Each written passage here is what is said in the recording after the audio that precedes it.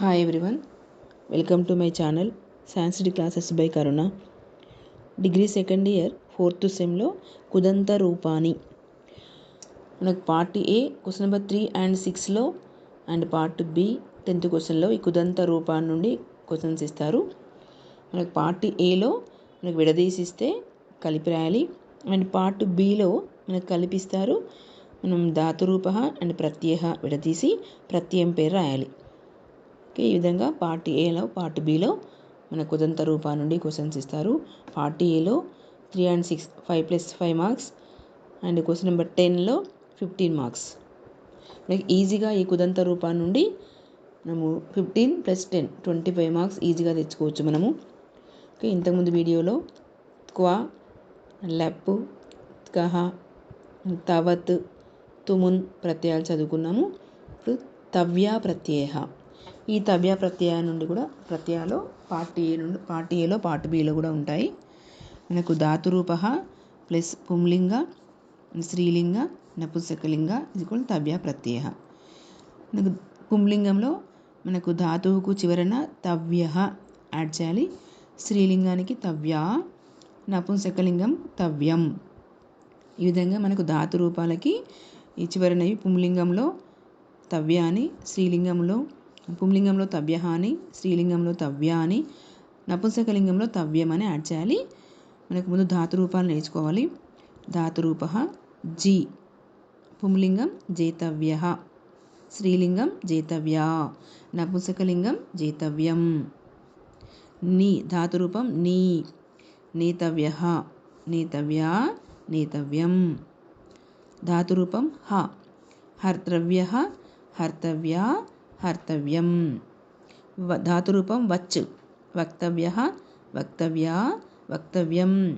ధాతురూపం దా, దాతవ్య, దాతవ్యా, దాతవ్యం. ధాతురూపం స్థా, స్థాతవ్య, స్థాతవ్యా, స్థాతవ్యం. ధాతురూపం గమ్, గంతవ్య, గంతవ్యా, గంతవ్యం. ధాతురూపం సృ, శ్రోతవ్య, శ్రోతవ్యా, శ్రోతవ్యం. ధాతురూపం పృచ్, ప్రష్టవ్య, ప్రష్టవ్యా, ప్రష్టవ్యం. ధాతురూపం భూ, భవితవ్య, భవితవ్యా, భవితవ్యం. ఈ విధంగా ధాతురూపాలు మనకు కొన్ని క్రియారూపంకి వచ్చేసరికి చేంజ్ అవుతుంటాయి. ఇక్కడ చూడండి, గమ్ గంతవ్య అయింది, పృచ్ ప్రష్టవ్య అయింది, భూ భవితవ్య అయింది. ఈ ధాతురూపాలు మనకు కొన్ని క్రియారూపంకు చేంజ్ అవుతాయి. ధాతురూపాలు మనం ఫస్ట్ నేర్చుకోవాలి. ధాతురూపాలు నేర్చుకుంటే ఈజీగా మనము ఈ పుంలింగం, స్త్రీలింగం, నపుంసకలింగం రాయొచ్చు. ఈ ధాతురూపాలకు చివరన ఈ పుంలింగంలో తవ్య అని, స్త్రీలింగంలో తవ్య అని, నపుంసకలింగంలో తవ్యం అని యాడ్ చేయాలి. తవ్య ప్రత్యయ, ప్రత్యయం పేరు త్రవ్య ప్రత్యయ. ఈ విధంగా పార్ట్ ఏలో ఉంటాయి, పార్ట్ ఏలో పార్ట్ బిలో ఉంటుంది. మనకు ఫస్ట్ పార్ట్ బి చూద్దాం. ఎగ్జాంపుల్, ద్రష్టవ్యం అని ఇస్తారు. ద్రష్టవ్యం ఇది మనకు నపుంసకలింగ. ధాతురూపము ప్లస్ తవ్య, దృశిర్ ప్లస్ తవ్య, త్రవ్య ప్రత్యయ.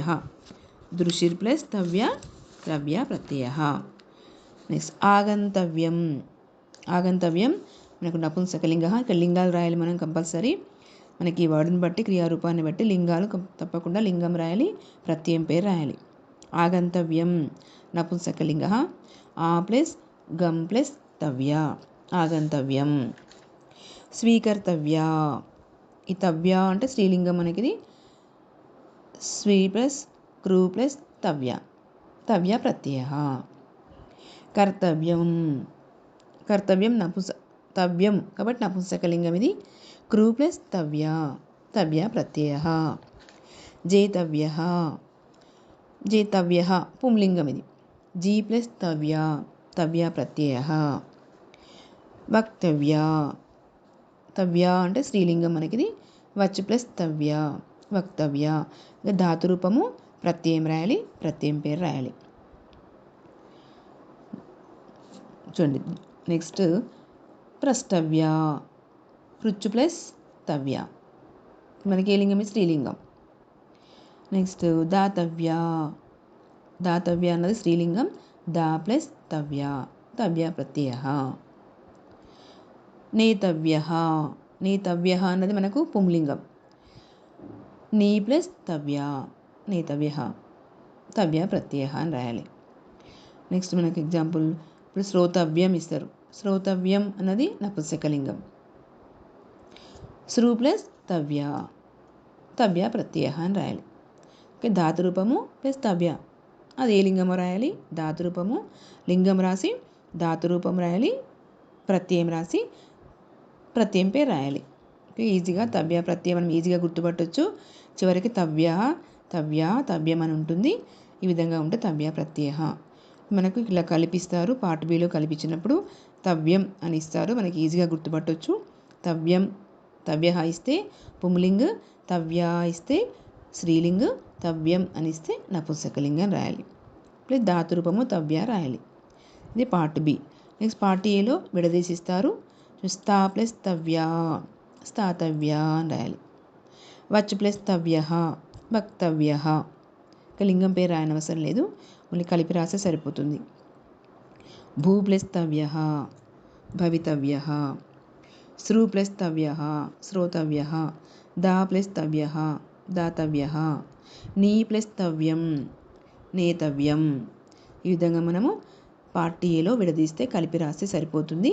మన స్త్రీలింగం పుల్లింగం లింగాలు రాయనవసరం లేదు, ప్రత్యయం పేరు కూడా అవసరం లేదు, కలిపి రాస్తే సరిపోతుంది. మనకు 3లో 5 ఇస్తారు, 5 రాయాలి.